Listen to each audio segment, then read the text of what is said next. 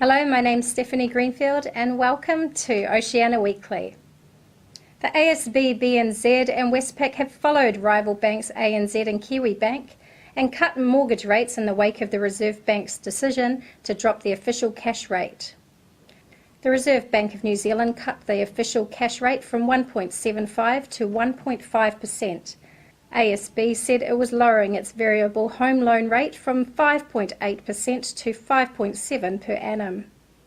ASB also cut its Orbit home loan rate to 5.75% per annum. BNZ announced a cut of their floating rate to 5.8% for owner-occupiers and to 6.05% for residential investors. The country's largest bank, ANZ, said it would cut 10 basis points off its floating and flexible home loan rates and between 6 and 14 basis points off its fixed-term rates.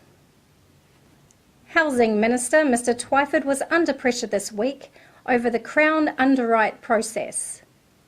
Now he's facing persistent questions about whether he will stick to the long-held target of building 100,000 Kiwi-built homes in 10 years, a promise he staked his job on.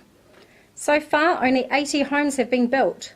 Ministers are starting to lay the groundwork for a target reduction, suggesting the housing market is quite different from when the original target was set. Economists said in its current form, KiwiBuild was a pointless distraction and the government should instead consider renting the houses out or redirect the funds into social housing, which more than 10,000 families were on the waiting list. New Zealanders remain mostly positive about international tourism in the country, despite concerns from the regions. It was released from the Mood of the Nation survey, which gauged the public's perceptions of international tourism. The research was undertaken by Cantor TNS on behalf of tourism industry Aotearoa and Tourism New Zealand twice a year. It found attitudes towards tourism were highly dependent on where the respondents lived, with Queenstown and the West Coast residents raising the most concerns. Increased traffic congestion, more littering and a higher risk of road accidents were the three top concerns for New Zealanders. Tourism industry Aotearoa's chief executive, Chris Roberts, said both areas had small population bases and catered for a lot of the international visitors. A new bank report projects that Papua New Guinea's economy will stabilise after this year. The report, Papua New Guinea Economic Update, Slower Growth, Better Prospects, forecasts that the GDP growth will approach 5% in 2019. Inflation is expected to drop along with the appreciation of the kina, Papua New Guinea's currency. The World Bank report said activity in the non-extractive sector is expected to continue, expanding with better investor confidence supported by improved access to foreign exchange. Papua New Guinea's agricultural production is projected to increase this year, while trade and transportation services are to benefit from higher production in the extractive sector in 2019. The Chinese police force is coming to New Zealand, but their officers will not be patrolling a street near you. Despite fears of the arrival of Chinese telecommunications giant Huawei entering Western democracies, the New Zealand police have opened their arms to a notably political police force, saying there's nothing to fear. Police confirmed the move was only a learning and information sharing exercise, and they would not be doing any operational policing. State-owned Chinese media said revelations of a partnership between Guangzhou and Auckland police forces is for exchanges and police training with New Zealand officers. 7 ancient moa footprints have been discovered at the bottom of a river at Maniototo. The 30-centimetre wide imprints found by a tractor driver taking his boss's dog for a walk in the Kyburn River are the first ever found in the South Island and believed to be possibly millions of years old. Otago Museum Assistant Curator Kane Fleury said it was the kind of discovery that would be the highlight of a scientist's career. The prints will undergo conservation treatment and will eventually be displayed at Otago Museum. Brain surgery has saved the life of a young kakapo chick, one of the rarest birds in the world. Professor Brett Gartrell, who led the procedure a couple of weeks ago, said the chick called Esperance B1 had hatched this season with a developmental disorder. Professor Gartrell said that when the chick was forming in the egg, something went wrong with the way the skull was being fused. A third payment of about $4 million will go out to the victims of the Christchurch terror attacks next week. Victim Support has announced that the donation is more than double the amount distributed so far. The Victim Support Group has raised more than $10 million from the public since the terror attacks on the 15th of March, which left 51 people dead. They also have control over about $3 million raised by 7 other groups. However, it had distributed only about $3 million so far, and donors, victims and community volunteers have been pressuring the group to hand out the remainder. Christchurch City Mission has also been approached by some families in financial strife.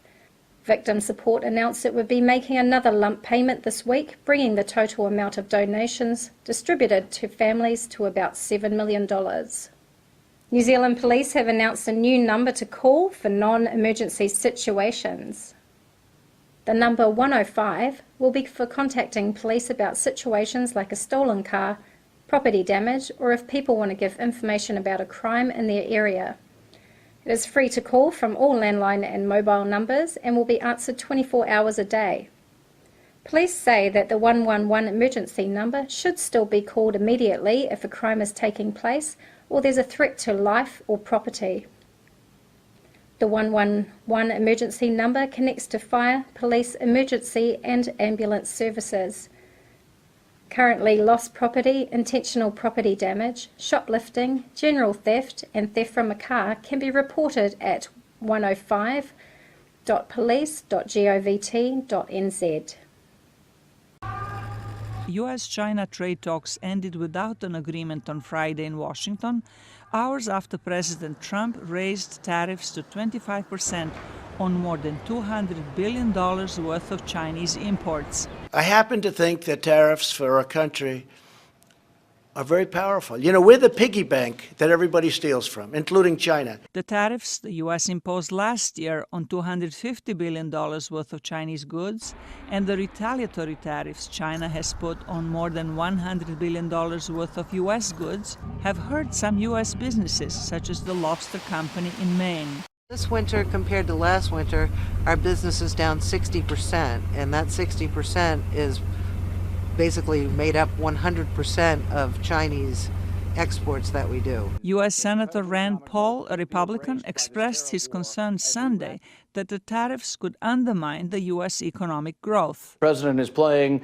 a negotiating battle with the Chinese, and I think he feels that at this point they can't really back out. I think there are ways the Chinese market could open up, and that would be good, but I still have advised the administration, get this done, because the longer we're involved in a tariff battle or a trade war, the better chance there is that we could actually enter into a recession because of it. The president's chief economic advisor, Larry Kudlow, told Fox News Sunday that the Chinese are likely to retaliate. We may know more today or even this evening or tomorrow. Yeah, I reckon they will. We'll see what they come up with. So far, we haven't heard on that basis. Some economic analysts say the United States could be hurt more by the tariffs than China. They're still trading freely with the rest of the world for the most part. And the aggressive actions by President Trump have in some ways isolated the U.S. from a lot of its allies who otherwise might be adding to the pressure on China. Politically, as a country that is not a democracy, they may also have the ability to withstand the pain better than the Trump administration. The White House economic advisor acknowledged that U.S. importers and not China will be paying tariffs on Chinese imports. But he said the pressure on Beijing is necessary because the Chinese had backtracked from some of the commitments they had made earlier. The United States wants to ensure Beijing's compliance on those commitments by having them written into Chinese law. Zlatica Hoke, VOA News, Washington. Thank you for joining us at Oceania Weekly. We'll see you next week.